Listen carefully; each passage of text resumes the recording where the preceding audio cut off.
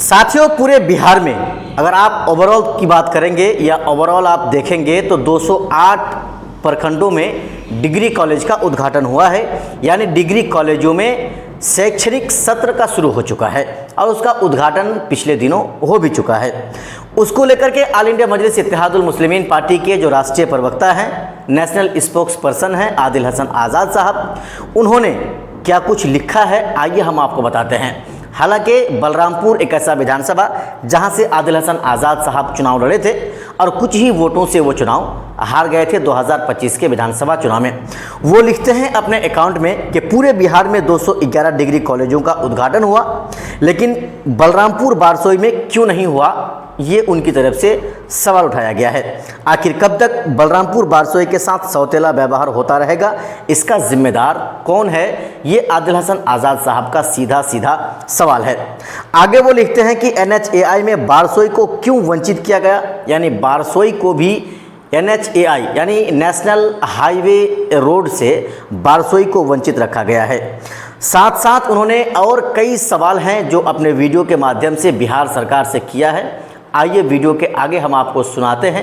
अस्सलाम वालेकुम वरहमतुल्लाह वबरकातुहू। दोस्तों, बुजुर्गों, अजीजों, बड़ी जिम्मेदारी से बहुत ही महत्वपूर्ण बात बोलना चाहता हूं कि अभी आपने देखा कि कल परसों बिहार में 211 डिग्री कॉलेज का उद्घाटन, लेकिन अफसोस की बात है कि बलरामपुर हो, बारसोई हो, कदवा हो, बुरहानपुर में, जबकि NDA के MLA हैं, मंत्री हैं, सांसद हैं, बिहारी फर्स्ट कहने वाले विधायिका हमारे यहाँ से संगीता भाभी हैं, निशा जी हैं जो भाजपा की अध्यक्षता हैं, और उसके बाद बगल में कदवा में दुलाल चंद गोस्वामी साहब पूर्व मंत्री हैं, पूर्व सांसद हैं, लेकिन हमारे इलाके में कोई कॉलेज नहीं खुला, कोई डिग्री कॉलेज नहीं खुला।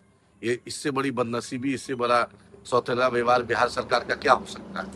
यही हमारा अनुरोध है कि तीनों जो NDA के MLA हैं, पूर्व मंत्री, आपसे अनुरोध है, जो बिहारी बारसोई में BD कॉलेज है या बलरामपुर, उसी को आप कंस्टिट्यूएंट करा के फुल एफिलिएशन दिलवा दीजिए, ताकि वहाँ टीचर को अच्छा स्किल मिले, बच्चों को अच्छी शिक्षा मिले। ये जो बहुत इंपॉर्टेंट इशू है।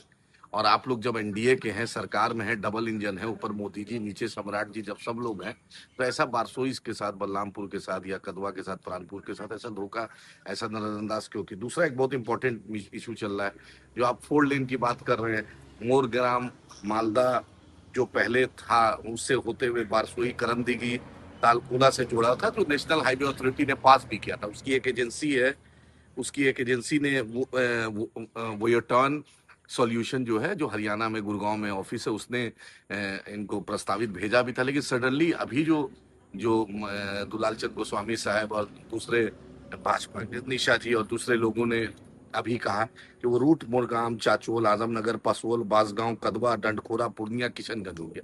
तो ये ऐसा क्यों रूट चेंज हुआ, किसी को समझ में नहीं आया। गडकरी जी, आपको सोचना चाहिए, कटिहार से डायरेक्ट कोई बंगाल से जुड़ने वाला रायगंज 4 लेन नहीं है, या कुसीदा हाट जोड़ने के लिए नहीं है, जबकि सबसे बड़ा पटुआ की मंडी रही है, मकई का मंडी रहा है इलाका में, मकई का और पटुआ का अच्छा कारोबार है, कैश क्रॉप है, किसानों को आसानी मिलेगी और बिहार को बंगाल से जोड़ने में आसानी मिलेगी। पहले ये घोषणा भी हुई थी, तो ये सडनली किसने रूट चेंज किया, ये भी हमारा एक मांग है कि तीनों विधायक, आखिर बारसोई को इतना वंचित क्यों किया गया, सबसे पिछला है। बारसोई के साथ हमेशा सौतेला व्यवहार हुआ है, चाहे आप बंगाल बिहार से जोड़ने वाला नदियों की पुलों का मांग है, चाहे बाहिन हो, बारियोल हो, विटियार हो, आपका जो हम लोग बार बार मांग करते हैं, डोलिया बाजीपुर हो, तारापुर हो, हम लोग बार बार मांग करते हैं, नजराबाड़ी हो, शिकारपुर हो, गोविंदपुर हो, जो बिहार बंगाल से जोड़ता है। अब तो जताहार और कुशीदा के से आगे आप जमीरा तो हम छोड़ ही दिए, लेकिन जब तक नहीं इंफ्रास्ट्रक्चर डेवलपमेंट होगा तब तक कुछ नहीं होगा। 2 अहम मुद्दे, एक हमारी गुजारिश है कि अब भी बिहार से बंगाल जोड़ने के लिए वाया रायगंज के लिए एक NH का 4 लेन का प्रस्ताव, और कुशीदा के लिए गडकरी साहब इस मुद्दे को देखें। इंशाअल्लाह ताला बैरिस्टर असदुल ओवैसी साहब के साथ जल्द पार्लियामेंट सेशन में हम उनसे केंद्र मंत्री से और बिहार सरकार के मंत्री से मिलेंगे भी।